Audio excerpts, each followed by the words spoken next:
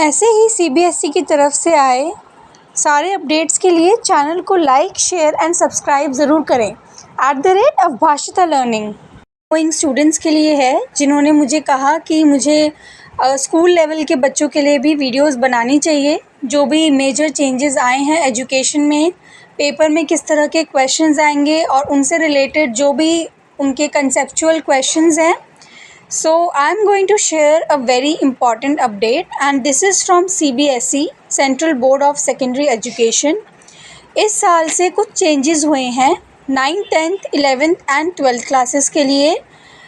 This is regarding their theory papers. So let's see.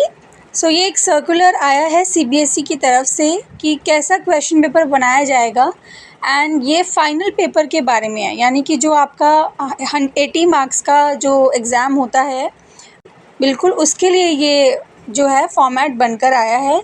सो देख लेते हैं क्या है।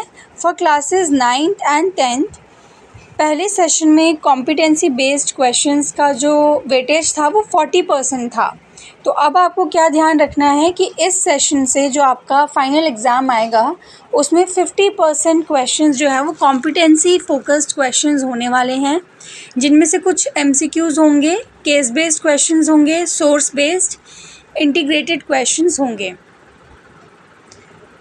इसके अलावा 20% रिस्पॉन्स टाइप क्वेश्चंस अब आएंगे। पहले ऑब्जेक्टिव क्वेश्चंस थे 20% और अब एमसीक्यूज़ आएंगे सिलेक्ट रिस्पॉन्स टाइप क्वेश्चंस में।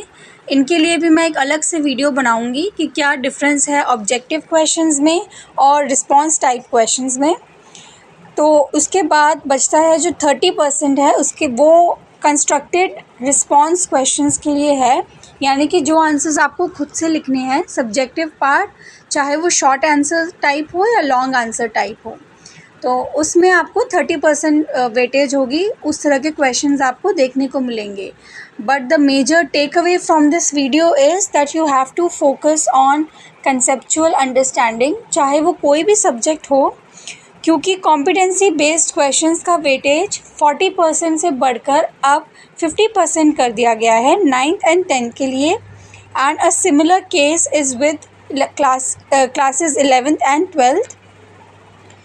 सो क्लासेस 11 एंड क्लासेस 12 के लिए यहाँ पर हम देख लेते हैं कि पहले कॉम्पिटेंसी बेस्ड क्वेश्चंस जो थे वो 30% होते थे और अब कॉम्पिटेंसी बेस्ड क्वेश्चंस जो है वो 40% होंगे। सो अब 40% क्वेश्चंस जो है वो कॉम्पिटेंसी बेस्ड क्वेश्चंस होने वाले हैं आपके फाइनल क्वेश्चन पेपर में, चाहे वो 11th का फाइनल पेपर हो या फिर वो 12th का बोर्ड एग्ज़ाम हो। रिस्पॉन्स टाइप क्वेश्चंस आएंगे 20%। इसमें भी पहले आते थे ऑब्जेक्टिव क्वेश्चंस और अब आएंगे select response type questions for 20%।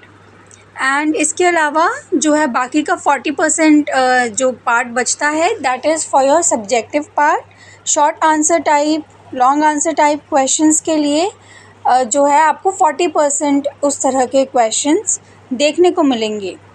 इसका वेटेज पहले 50% था और अब 40% हो गया है। So you have to pay attention to this major change कि अब कॉम्पिटेंसी बेस्ड क्वेश्चंस का वेटेज 10% जो है इंक्रीज़ कर दिया गया है 9th एंड 10th में भी और 11th एंड 12th में भी। इसके साथ एक न्यू टाइप थोड़े से चेंजेस के साथ आई है that is select response type questions. So अब आपको आगे इस बात का ध्यान रखना है कि आप कोई भी टॉपिक पढ़ रहे हैं तो उसका कंसेप्ट आपको बहुत अच्छे से क्लियर होना चाहिए, तभी आप कॉम्पिटेंसी बेस्ड क्वेश्चंस जो हैं वो कर पाएंगे।